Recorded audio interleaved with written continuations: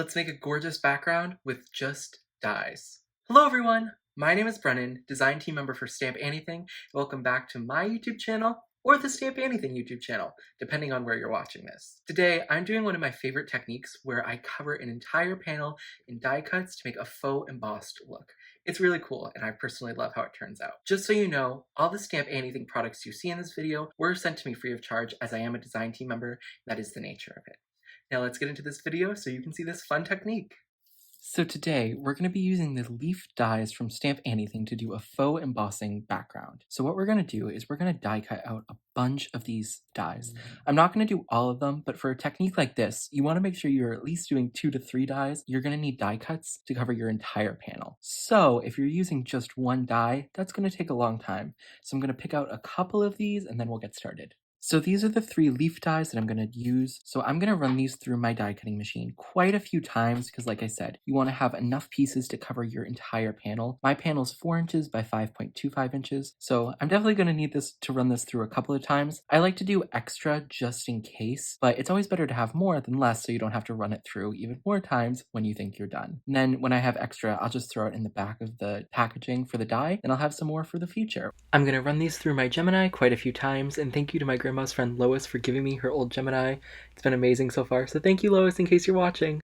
I die cut 6 of each different kind of leaf, so we have a bunch of die cuts here. I'm going to push these off to the side. And now I'm just going to take my card front and start kind of randomly placing them. I want to make sure they're not all facing the same direction though, because if all your leaves or whatever die cuts you're using are facing the exact same direction every single time, it'll look a little funny.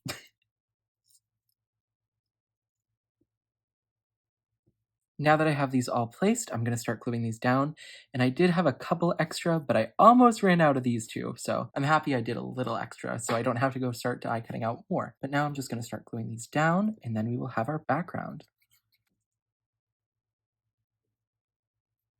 So now everything is glued down. When you're gluing them down, I suggest that you have a couple of them hanging off. That way it looks like the pattern continues off the page and isn't limited to it. But when you do have them hanging off, you have to make sure to cut the edges off. Otherwise, it's going to look a little weird.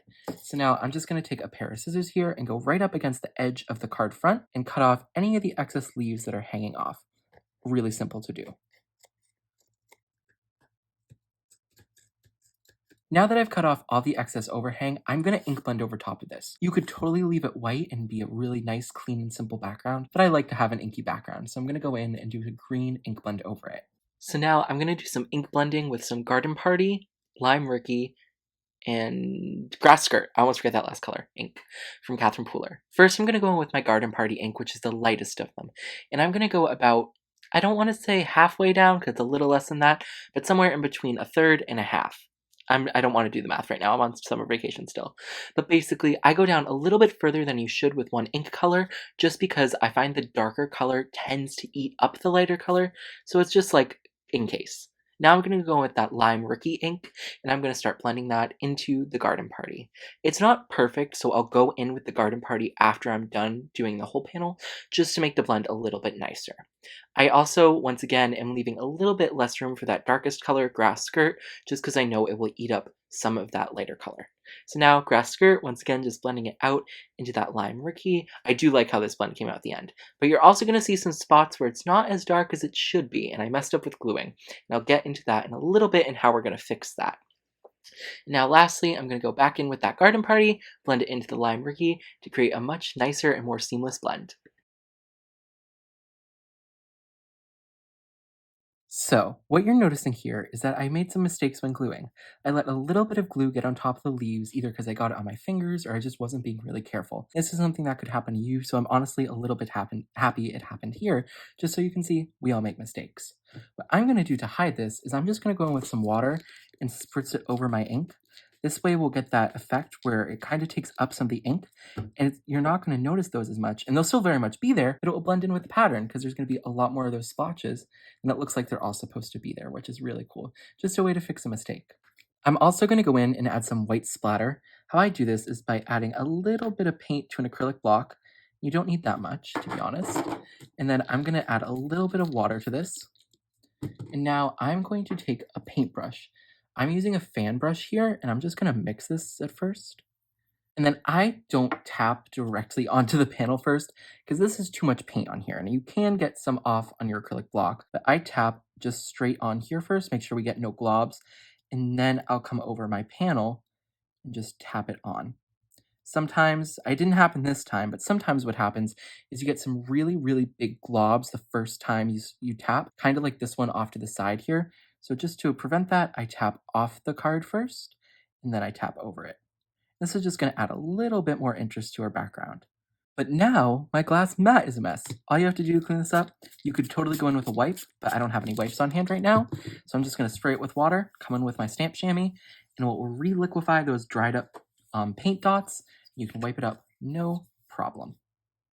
To put on top of the background, I'm going to use the Have a Happy Birthday sentiment from the Dopey You're a Dope stamp set, which came from the Snow White release, which that was one of my favorites. So we're going to go in here on some VersaFine Clair and Nocturne ink. I'm just going to ink this stamp up and then stamp it. Bam. Perfect. Here's a little trick to get your edges on your sentiment strips perfect. So what we're going to do is we're going to align the bottom of the letters up with the edge of this plastic part, and that way we'll get a straight line, and all of our borders will be equidistant from a letter. I'm using like geometric terms over here. And there we go, there's our sentiment strip. So I'm just actually going to put this right in the center, and it's going to be a pretty simple card, but it still looks really nice.